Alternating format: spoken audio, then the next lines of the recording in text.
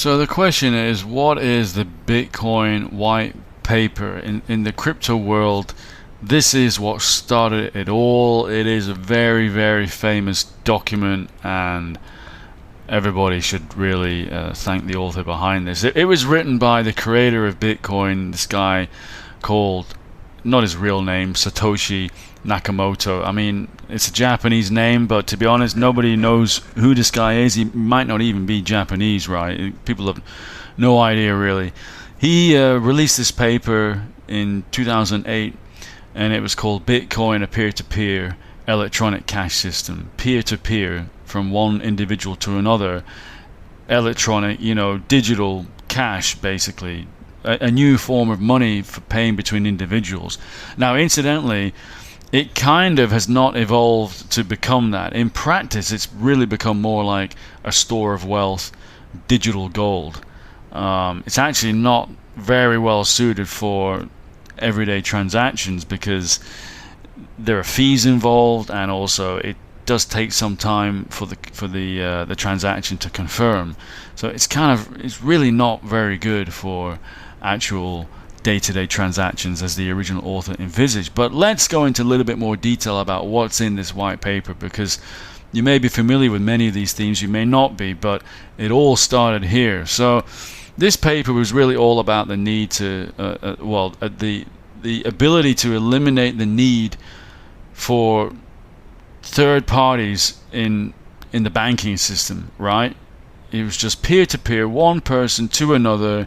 Don't need a bank, a regular commercial bank, don't need an investment bank, don't need a central bank, don't even need government, don't need any of that. It's just a kind of cooperative network that has transactions on it. They're all stored on something called a blockchain, which is a central ledger that contains every transaction ever. This blockchain is made up, or it's stored by a lot of members of a network, and these members will verify the transactions as they come in one by one, and the more of them that verify, let's say, your transaction this morning, the more confirmations they get from more each of these members of the network, then even better, the less likely that anyone could ever even think about reversing the transaction somehow. It's basically impossible. It also addresses another issue to prevent something called double spending. Now, what is double spending? That's where, like, a bad actor might try and go to two stores, spend his Bitcoin in one store, and that transaction will confirm on the network, member by member by member. But while it's still in the early stage and only has one or two confirmations, he might quickly run next door and try and spend that same Bitcoin again. And hopefully the members of the network, they don't know about the transaction yet. It's so new, it's only at maybe one side of the network, the rest haven't caught up. Well, it's designed to prevent that because it has a consensus mechanism called a proof of work system. And you may have heard that miners need to have a lot of expensive hardware and a lot of electricity just to confirm a single transaction. So this is all part of it, the whole proof of work consensus mechanism, and creating ultimately this huge ledger, this public record that's available for anyone to see. Really, this is kind of what it goes into. It also talks a little bit about the kind of pseudo-anonymity that there is. Now, if you look at this public ledger, this public blockchain that shows all the transactions, anyone can look at it, right? You just got to look at something called a blockchain explorer. It shows you everything. Now, it won't have any names beside all these account numbers. So it is, you look at it and you think, well, it's anonymous. The truth is it's pseudo-anonymous. It's not truly anonymous. You can actually trace back if someone sends,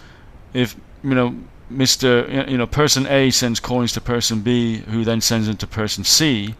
You can trace the entire history that those coins have passed through all those three people and anyone before.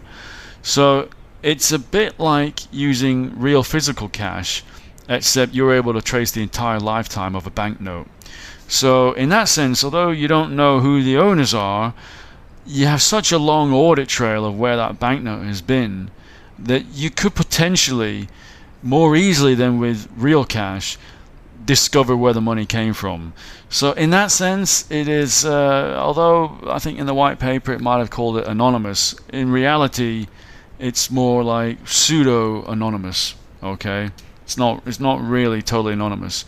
But anyway, that's roughly what's in the white paper. So, you know, it talks about transactions on a cooperative network. It says that there's a double spending solution, that it uses, you know, this computationally expensive validation or transaction verification system that is difficult to get around or to hack without spending a lot of money yourself. That's called proof of work. And yeah, it's pretty interesting. It's only 9 pages, so I do recommend that if you're into crypto, at some point get around to having a read of it.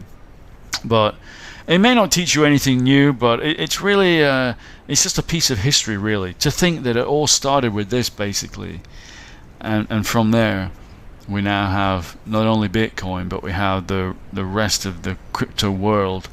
That is also why Bitcoin is so important. It's not just a respect for for history, but nothing, and there have been attempts, but nothing has ever beaten Bitcoin. It remains the #1 crypto there is. It's beautiful, really. This Bitcoin is beautiful, and so is this white paper.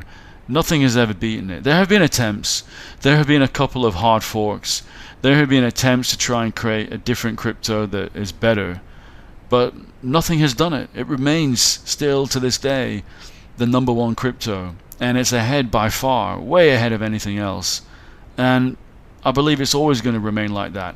And some people even consider Bitcoin to be the only true crypto. Now that might be, to be honest, a bit of a stretch. I don't think it's correct to say that other cryptocurrencies, for example, some people say that you know, nothing else has utility. That's not true. Smart contract chains like Ethereum, Solana, Cardano, Binance Chain, all of these have great utility. They're able to do decentralized finance, insurance, stock trackers, stable coins, all kinds of very interesting, but more importantly, especially DeFi, very useful. You know, they can allow people to borrow and loan money without needing a bank, without needing any kind of intermediary who's obviously going to take their own fee. It renders them completely unnecessary. So Bitcoin is not the only coin, but it absolutely, someone would have to be in denial to not admit this. It is absolutely the most important coin, and probably, with a high chance, remain that way forever. I think. I just can't see anything. You know, if there was an innovation that could beat it, someone, you know, people have had 15 years to think of something else, and they haven't been able to. So pretty incredible, really. Hope you enjoyed this. Let me know what you think in the comments below, and if you did enjoy this discussion, please give it a thumbs up, subscribe to the channel. I will see you again soon. Take care. Bye bye.